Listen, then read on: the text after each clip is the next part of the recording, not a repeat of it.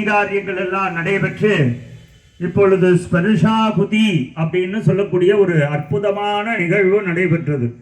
ஒவ்வொரு ஆலயமும் கும்பாபிஷேகத்தில் நம்ம பார்க்க வேண்டிய விசேஷமான பூஜை எது அப்படின்னா இப்ப நடைபெற்ற ஸ்பர்ஷாபுதி தான். எதனாலே அப்படின்னா இந்த கும்பாபிஷேகம் அப்படின்னு சொல்லிட்டு இருக்கிறோம். கும்பாபிஷேகம் அப்படிங்கிற சொல்லுக்கு என்ன அர்த்தம்னு நம்ம பல பேருக்கு தெரியல.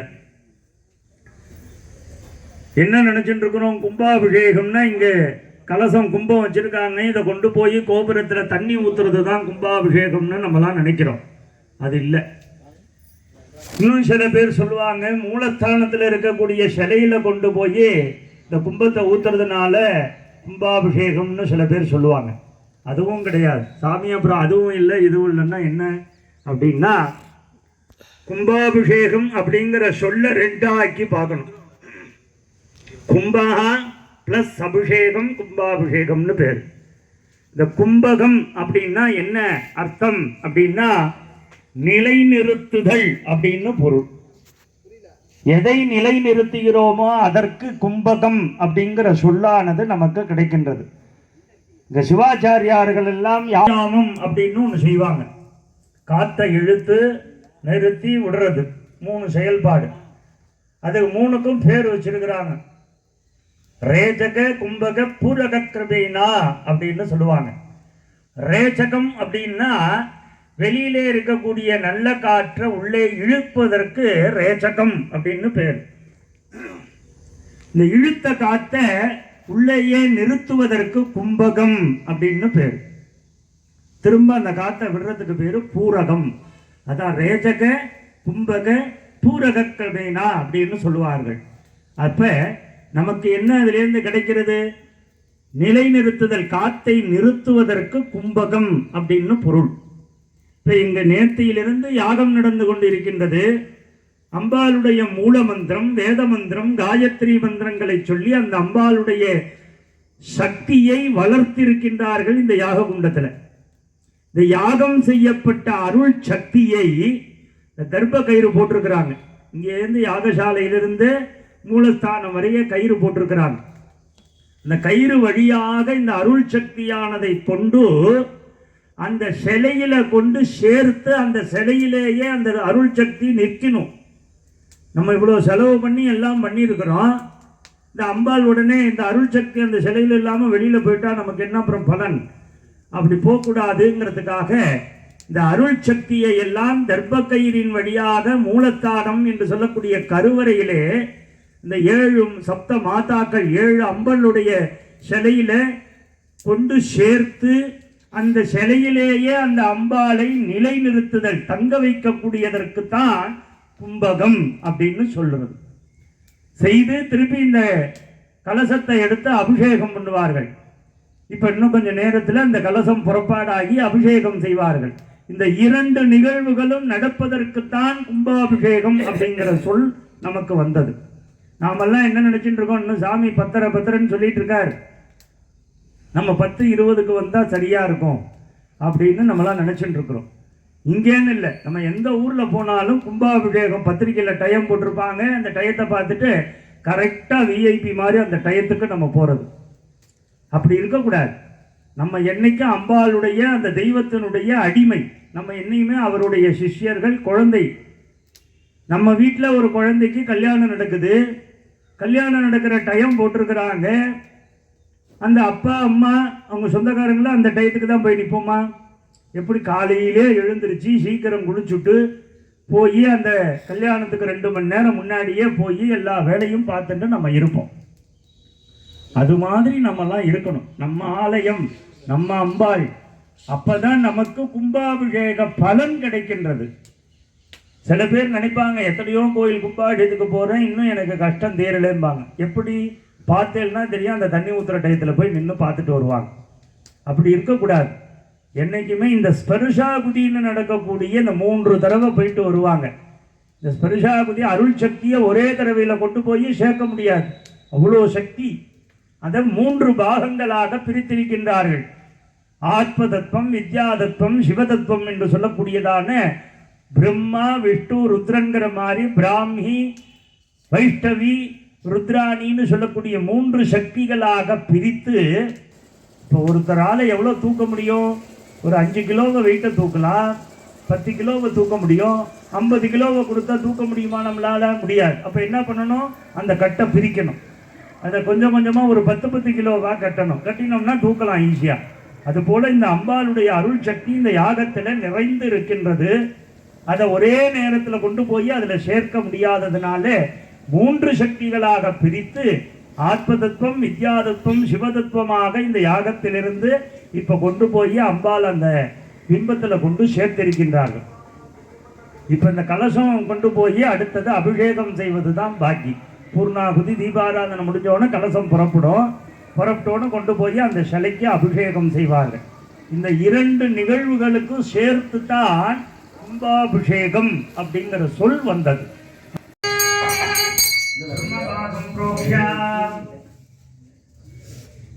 தத்வதத்வார்ச்சனேன அர்ச்சயித்வா பிரம்மபாகே ஓம் ப்ரீம் ஆத்மதத்வாய நமः ஆத்மதத்வாதிகாலே பிராம்ஹே நமः அதிபாலே क्रियाशक्तिजे नमः इति बुद्ध्वा ओम हां कामोत्तरे नमः विमोत्तरे नमः यजमानोत्तरे नमः अर्कमोत्तरे नमः इंद्रमोत्तरे नमः जलमोत्तरे नमः वायुमोत्तरे नमः आकाशमोत्तरे नमः मूर्तिश्वरादिभ्यो नमः नायिकादिभ्यो नमः तत्त्वदुत्तेश्वरादिभ्यो नमः ओम संज्ञाम् आत्मभाग संज्ञाम् समर्प्यामि।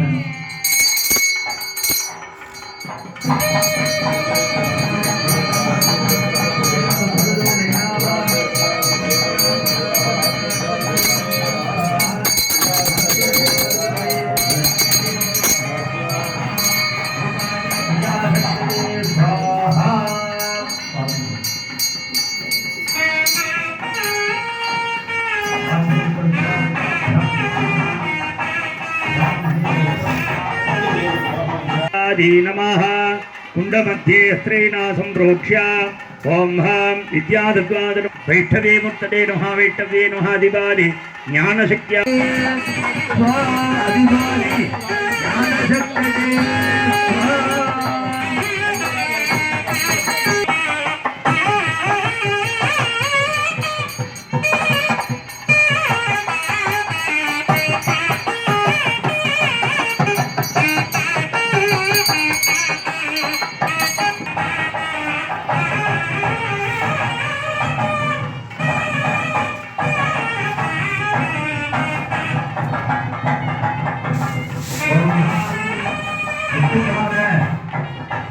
विष्णुभागं प्रोक्ष्य ओम हां विद्यादत्वादृतये वैष्णव्ये नमः अत्ययित्वा ओम हां विद्यादत्वादृतये वैष्णव्ये नमः दिवाले ज्ञानशक्तिये नमः कामोत्तरे नमः निमुक्तरे नमः यजमानमुत्तरे नमः अग्रमुत्तरे नमः जलमुत्तरे नमः वायुमुत्तरे नमः आकाशमुत्तरे नमः ओम हां धारियादिभ्यो नमः तत्त्वोत्तेश्वरादिभ्यो नमः मूर्तिश्वरादिभ्यो नमः ओम संज्ञां समर्प्यामि।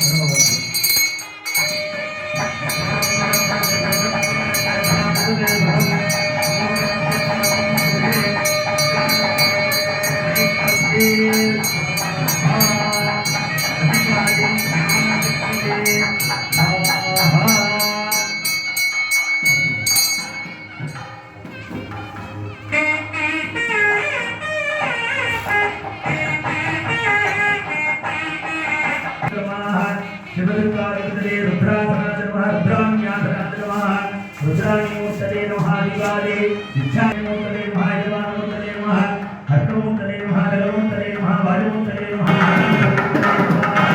इति बुद्ध्वा तत्त्वदत्तेश्वरादिभ्यः स्वाहा रुद्रभागं पूर्णां मुनेः पाद्यं गण्डां साधनं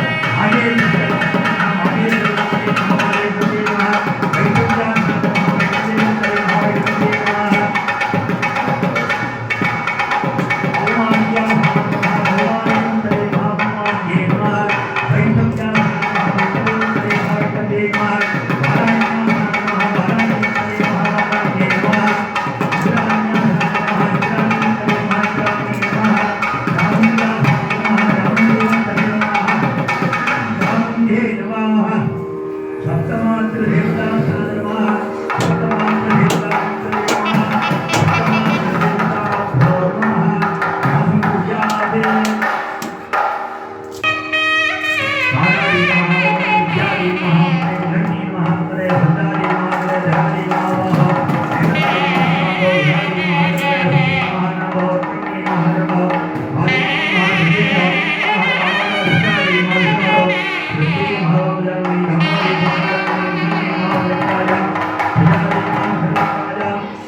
जिंदारी महावृत्ते भिजारी नववाद्वे शांति महारुद्रमाद्वे शांति महावादे धांति महारुद्रमादे दयादी नमामवत्ते वाराजी नमस्तवत्ते धूति नमामवत्तने सत्यादी नमः दक्षिणस्थने इदवन्यस्यां ध्यानं कुर्यात्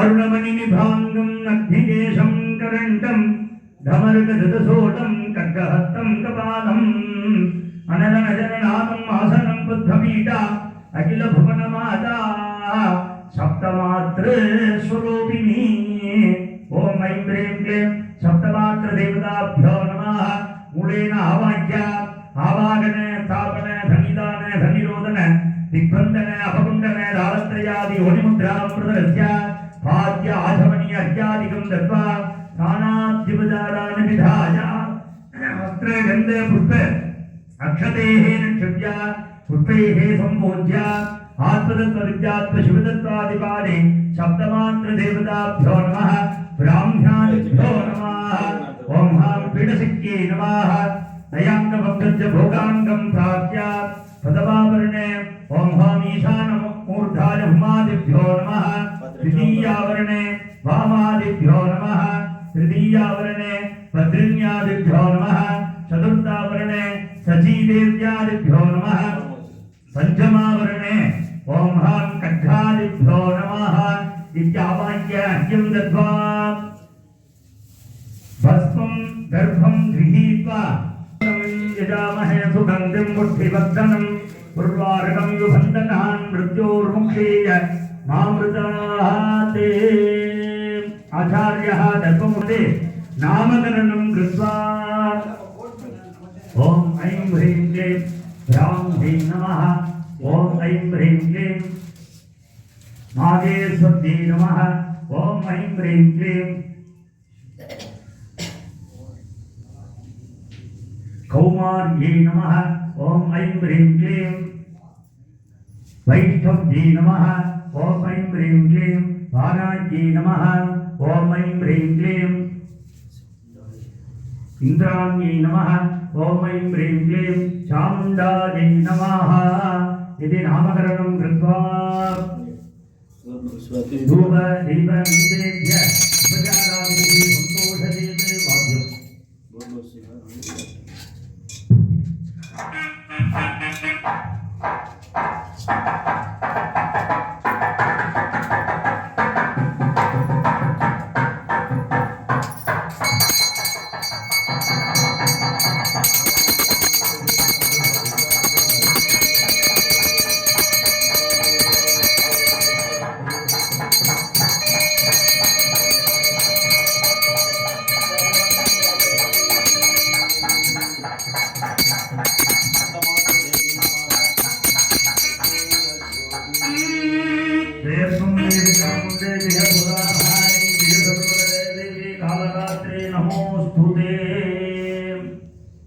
அக்னிகாரியங்கள் எல்லாம் நடைபெற்று இப்பொழுது ஸ்பர்ஷாகுதி அப்படின்னு சொல்லக்கூடிய ஒரு அற்புதமான நிகழ்வு நடைபெற்றது. ஒவ்வொரு ஆலயமும் கும்பாபிஷேகத்துல நம்ம பார்க்க வேண்டிய விசேஷமான பூஜை எது அப்படின்னா இப்ப நடைபெற்ற ஸ்பர்ஷாகுதி தான். எதனாலே அப்படின்னா இந்த கும்பாபிஷேகம் அப்படின்னு சொல்லிட்டு இருக்கிறோம். கும்பாபிஷேகம் அப்படிங்கிற சொல்லுக்கு என்ன அர்த்தம்னு நம்ம பல பேருக்கு தெரியல. என்ன நினைச்சுட்டு இருக்கிறோம், கும்பாபிஷேகம்னா இங்க கலசம் கும்பம் வச்சிருக்காங்க, இதை கொண்டு போய் கோபுரத்துல தண்ணி ஊத்துறது தான் கும்பாபிஷேகம்னு நம்மலாம் நினைக்கிறோம். அது இல்லை. இன்னும் சில பேர் சொல்லுவாங்க, மூலஸ்தானத்தில் இருக்கக்கூடிய சிலையில கொண்டு போய் இந்த கும்பத்தை ஊத்துறதுனால கும்பாபிஷேகம்னு சில பேர் சொல்லுவாங்க. அதுவும் கிடையாது சாமி. அப்புறம் அதுவும் இல்லை இதுவும் இல்லைன்னா என்ன அப்படின்னா, கும்பாபிஷேகம் அப்படிங்கிற சொல்ல ரெண்டாக்கி பார்க்கணும். கும்பகா பிளஸ் அபிஷேகம் கும்பாபிஷேகம்னு பேர். இந்த கும்பகம் அப்படின்னா என்ன அர்த்தம் அப்படின்னா நிலைநிறுத்துதல் அப்படின்னு பொருள். எதை நிலைநிறுத்துகிறோமோ அதற்கு கும்பகம் அப்படிங்கிற சொல்லானது நமக்கு கிடைக்கின்றது. இந்த சிவாச்சாரியார்கள் எல்லாம் யாமம் அப்படின்னு ஒன்று செய்வாங்க. காத்தை இழுத்து நிறுத்தி விடுறது 3 செயல்பாடு. அது 3க்கும் பேர் வச்சிருக்கிறாங்க. ரேஜக கும்பக பூரக கிருபைனா அப்படின்னு சொல்லுவாங்க. ரேஜகம் அப்படின்னா வெளியிலே இருக்கக்கூடிய நல்ல காற்றை உள்ளே இழுப்பதற்கு ரேஜகம் அப்படின்னு பேர். இந்த இழுத்த காற்றை உள்ளேயே நிறுத்துவதற்கு கும்பகம் அப்படின்னு பேர். திரும்ப அந்த காற்றை விடுறதுக்கு பேரு பூரகம். அதான் ரேஜக கும்பக பூரக கிருபைனா அப்படின்னு சொல்லுவார்கள். அப்ப நமக்கு என்ன அதிலிருந்து கிடைக்கிறது? நிலைநிறுத்துதல், காத்தை நிறுத்துவதற்கு கும்பகம் அப்படின்னு பொருள். இப்ப இங்க நேர்த்தியிலிருந்து யாகம் நடந்து கொண்டிருக்கின்றது.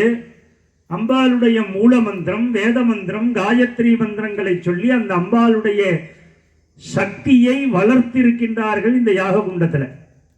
இந்த யாகம் செய்யப்பட்ட அருள் சக்தியை தர்ப்ப கயிறு போட்டிருக்கிறாங்க.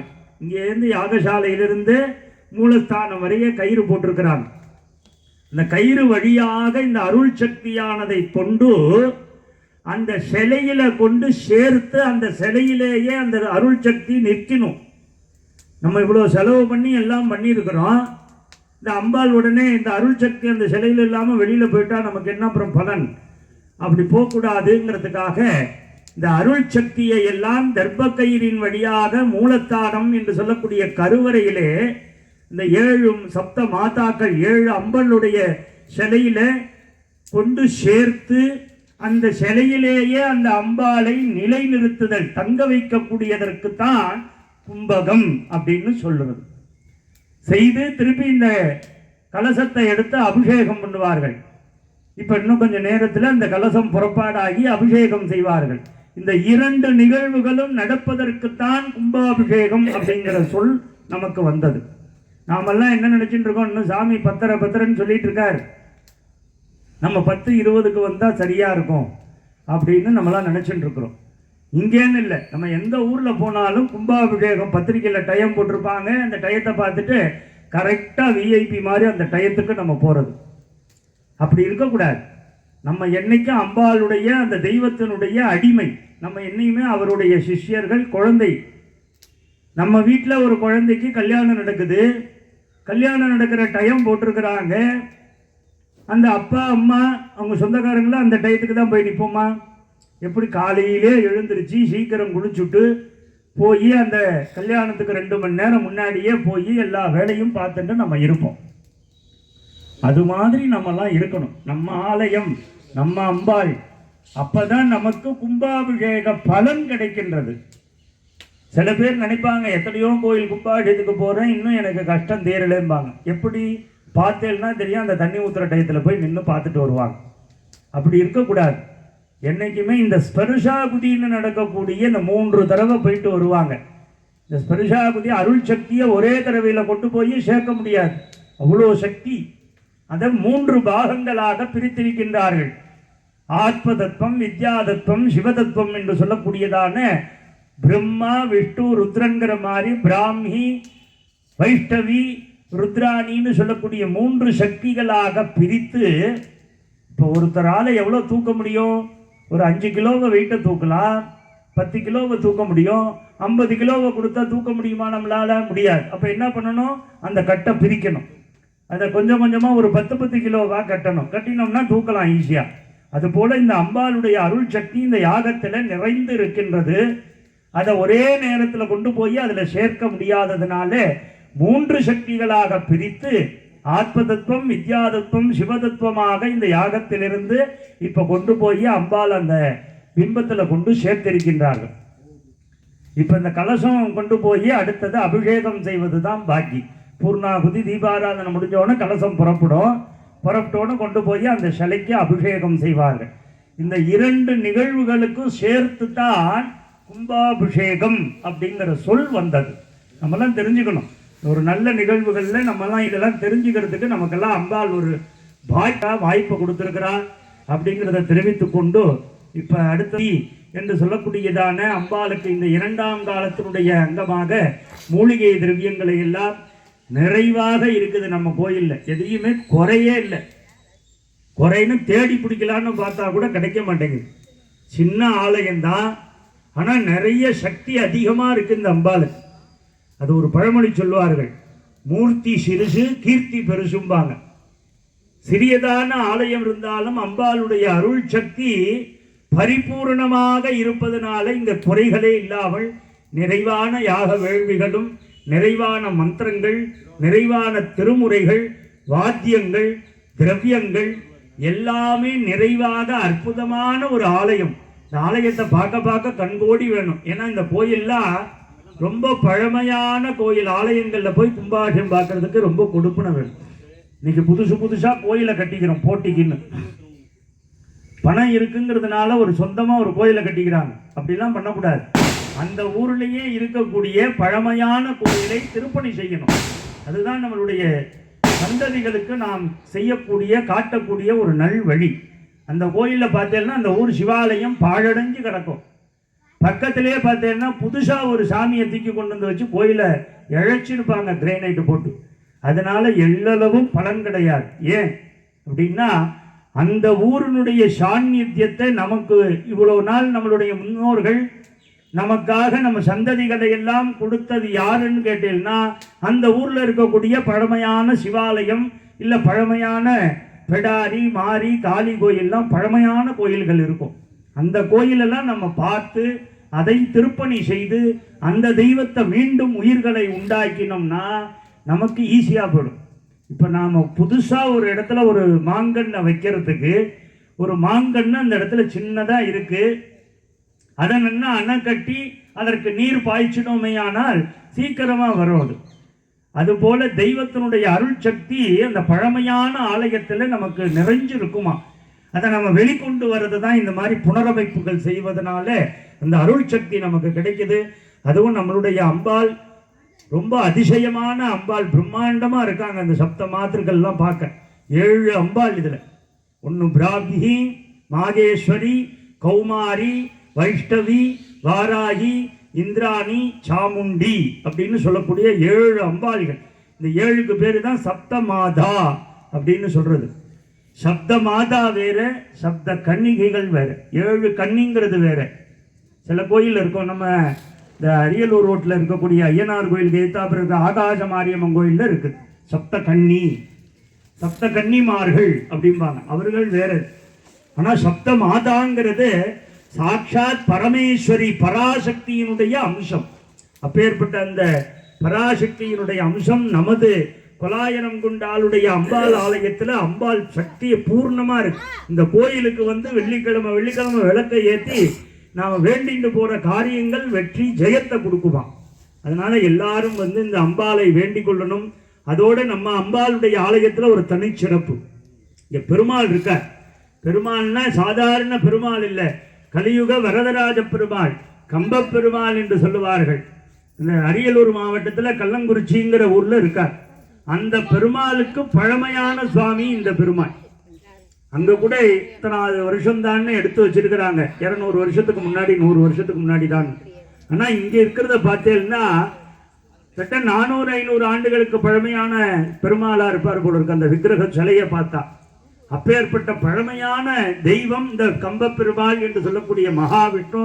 இந்த பெருமாளுக்கு சனிக்கிழமை தோறும் விளக்கை ஏற்றி துளசி மாலையை சாற்றி வழிபாடு செஞ்சோம்னா நமக்கு பெருமாளுடைய அனுகிரகம் பரிபூர்ணமாக கிடைக்கும்.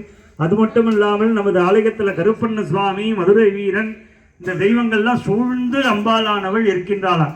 இந்த கோயிலுக்கு எல்லாரும் தவறாமல் வெள்ளிக்கிழமையும் செவ்வாய்க்கிழமையும் வந்து சனிக்கிழமையும் வந்து இங்கு ஆலயத்தில் தரிசனம் செய்யுமாறு கேட்டுக்கொண்டு எல்லா பலன்களையும் பெற்று செல்லுமாறு கேட்டுக்கொண்டு இப்பொழுது திரவியாபதியானது ஆலயத்தை வளமாக வரவுள்ளது.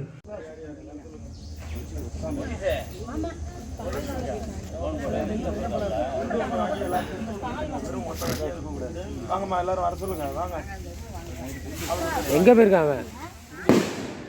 நேரமா அது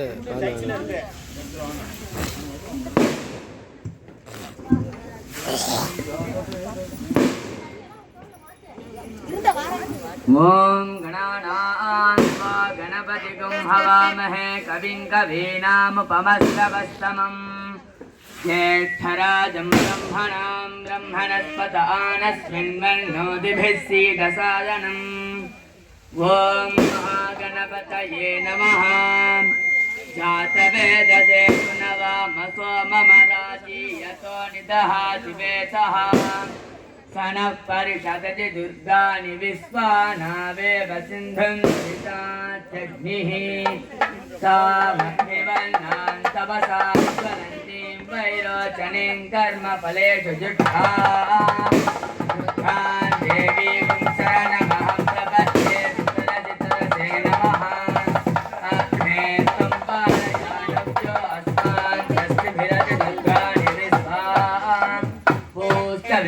बहुलान उर्वी भवतोकायतनयाय संयोः विश्वानि नो दुर्गः जातवेधः सिन्धुर्ननावादुरितादिवर्षि अग्ने अत्रिवन्मनसा गृणानोऽस्माकं बोध्यविता तनूनाम् यतनाजितगुं सहमानमुग्धमग्निगुं वसानो वैष्णवील्लोकैहमादयन्ताम् कात्यायनाय विद्महे कन्याकुमारी धीमहि तन्नो दुर्भिः प्रचोदयात् जातवेदसे सुनवामसो मम राजीयतो निदहाति वेतः सनः परिषदति दुर्गानि विश्वानावेव सिन्धुं दुरितात्यग्निः तामग्निवर्णां तपसा ज्वलन्तीं वैरोचनीं कर्मफलेषु जुष्टाम् दुर्गां देवीं शरणमहं प्रपद्ये सुतरजितरसे नमः अग्ने त्वं पारयानव्योऽस्मान् तस्भिरति दुर्गाणि विश्वा पूष्टवृष्टि बहुलान उर्वी भवतोकायतनयाय संयोः विश्वानि नो दुर्गः जातवेधः सिन्धुर्ननावादुरितादिवर्षि अग्ने अत्रिवन्मनसा गृणानोऽस्माकं वाग्रमग्निगुं भुवेम परमास्तदस्तात् सनः परिषदति दुर्गानि विश्वाक्षाम्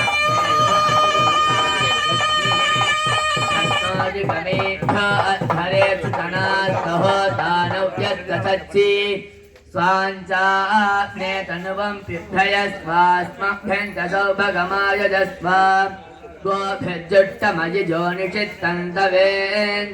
गोभिर्जुट्टमजिजोनिषित्तन्तवेन्द्रविष्णोरनुदञ्चरेम नाकस्य पृष्ठमभि संवसानो वैष्णवील् लोकैहमाजयन्ताम् कात्यायनाय विद्महे कन्याकुमारी धीमहि तन्नो पूष्टभित्ति बहुलान उर्वी भवतोकायतनयाय संयोः विश्वानि नो दुर्गः जातवेधः सिन्धुर्ननावादुरितादिवर्षि अग्ने अत्रिवन्मनसा गृणानोऽस्तात् सनः परिषदति दुर्गाणि विश्वाक्षामध्येवोऽतिदुरितात्यग्निः प्रत्नोऽधिकमेढ्य स्वाञ्चाग्ने तनुवं पिभ्रयस्वास्मभ्यं च सौभगमायजस्व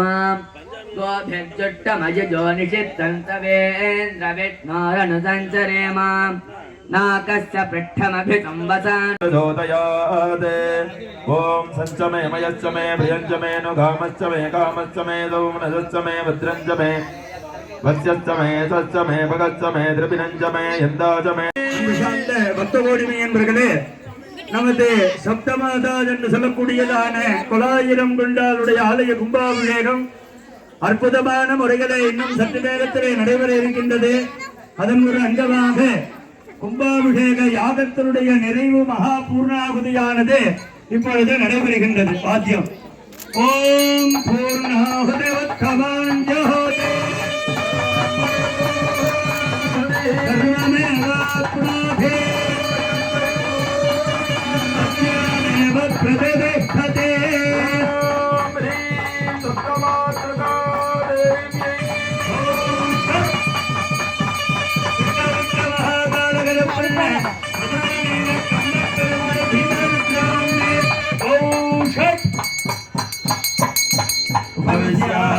या हृदयों भुनेद ओम भूस्वाहा ओम भुवस्वाहा ओम सुवस्वाहा ओम भूर्भुवस्वाहा आज्यवतं तरधो निधाजम् सुतमादरावयामि ओम भगवदाराय देवदक्षिणं दिन्दवा माध्येन कुन्दोडदे मदनच्च मधु अमृतोत्तरे अमृतवर्षिणि स्वाहा भवतु सर्वज्ञाप्ते सर्वदजिते सर्वमेव देवाप्नोति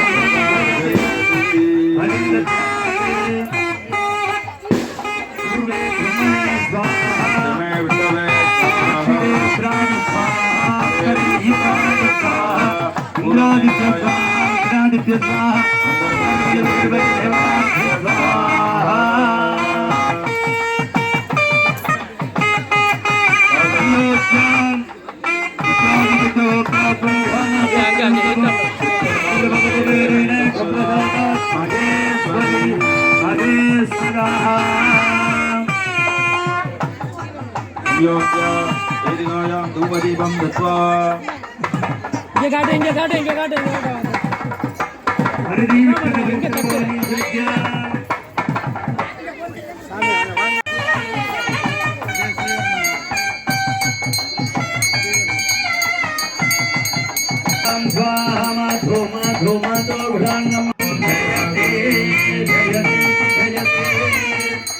महाजनानां क्षेमारोग्यदा सत्यत्वं श्री फलाजनं गुण्डायुति नाम्नालङ्कृतेन सप्तमात्र देवताभ्यो नमः दिव्य शरणानन्दरो अष्टपुष्पार्चनां करिष्यामः ओम ह्रीं वामाजी नमः ओम ह्रीं ज्येष्ठाजी नमः।